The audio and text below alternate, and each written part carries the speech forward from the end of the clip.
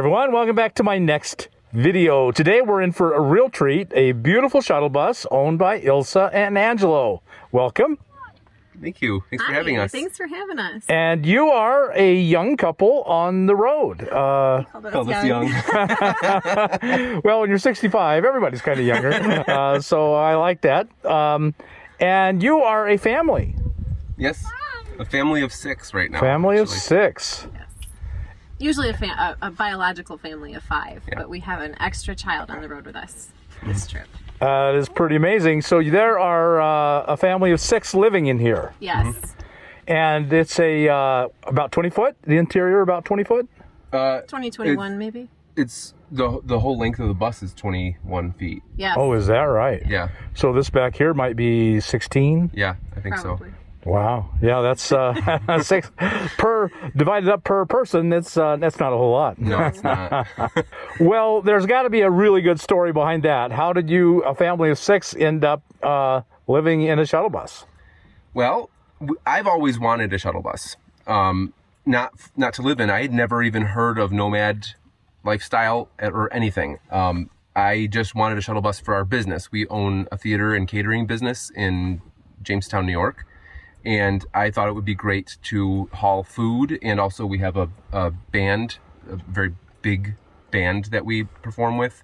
And all of our equipment and all the guys could fit into a shuttle bus. So I had been begging Ylsa to let me buy one for years. And I'm like, no, it's going to be a big project and be a money pit. We don't need something like that. Yeah. But we were shopping over this last summer in August for just another used car for Ylsa because her car was about to die.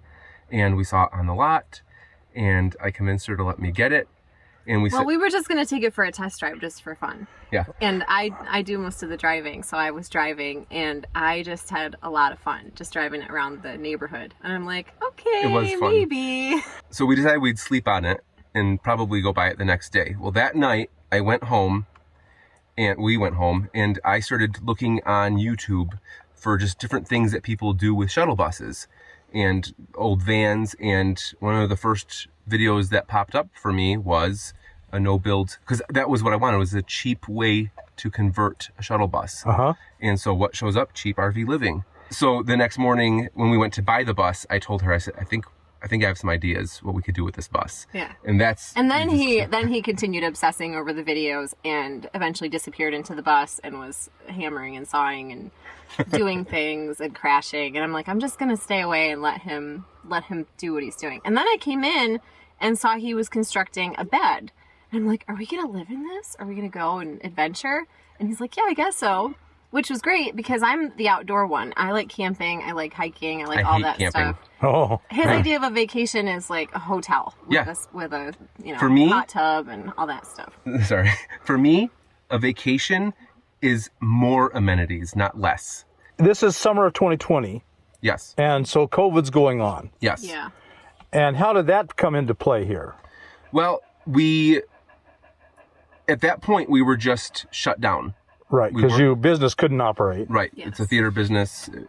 The one thing that we know how to do best, or up until now anyway, the one thing we knew how to do best was create a gathering place, getting lots of people into a small space.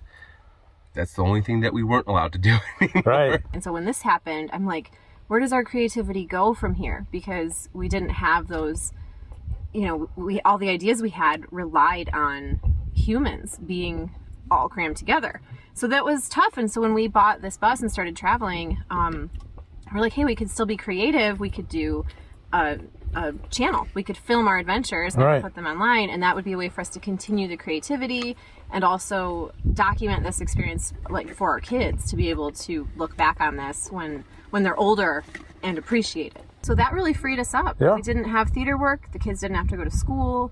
And it kind of just opened up the whole world to us to just travel and experience We've spent things. more time with our kids in the last 6 months than we have ever spent with them.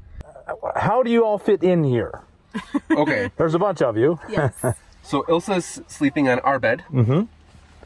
I'll show, well, if you want to see it, do you want me to move sitting over? on our bed. Ylsa's Just sitting kind of a platform you built in the back. I actually built it. I learned this from you too. I had a queen size metal frame for a mattress So you can see we actually or for a do bed, fit back. and I Yeah. cut PVC pipes to make it taller. I saw on one of your no build videos. I just cut PVC pipes to the height that we wanted so we can fit things underneath.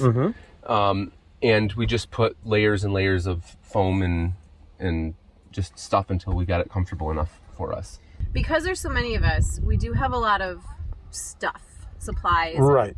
toys and things. And so gradually as we go, we keep kind of installing more storage. Like Angelo put this up. Right. This is just one of those things you hang in your closet. It actually would hang vertically, but he put it up here, and so we've got some space. All of our towels are here. My toiletries, some warm clothes, and he put these up, which keep miscellaneous. I have my jammies and my socks and some vitamins and different things up here. And these have little locks on them, so they don't, so they don't fly open while we're going. I love hooks. I want hooks everywhere. And so I keep saying, Angela, more hooks, give me more hooks. And so he puts hooks all the way around, and I hang bags. I've got my camera bag, my book bag, everything is suspended so that it's not just all over the floor. Right. It's not the ideal way, but we're trying to still figure that out, how to maybe just get rid of more stuff. This hammock, I hate the hammock. Yeah. But it works. You can't, and you don't hurt yourself when you hit it. Right, No. exactly. The bed that Angelo is sitting on is it's modular. It can come out and be seating. We actually have, with like this table here, we can do the same thing on that side, but we pretty much leave that one as a bed all the time. This is where the older girls sleep. And a lot of times they'll sleep head to foot opposite sides so they can fit. So this,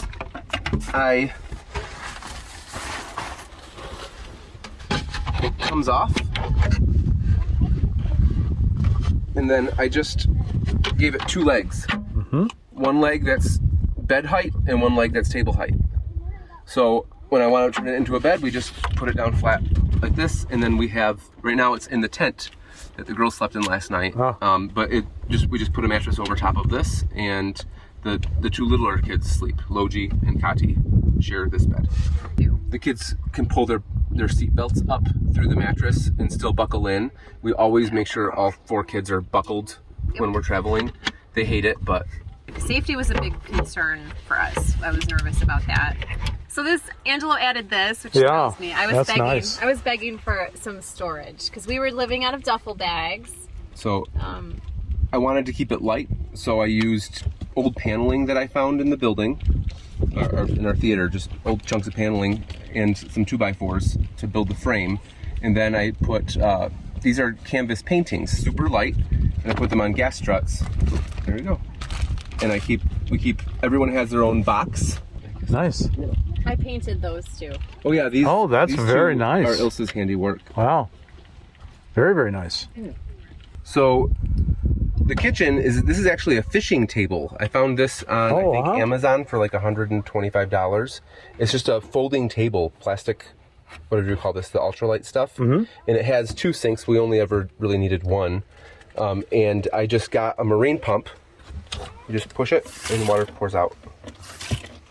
He was so proud when he built this thing. Oh yeah. He was tinkering, trying to get it to work just right. When he finally got it, he was just standing there pumping it with this big smile on his face, pumping the water. He's like, "Come look what I did."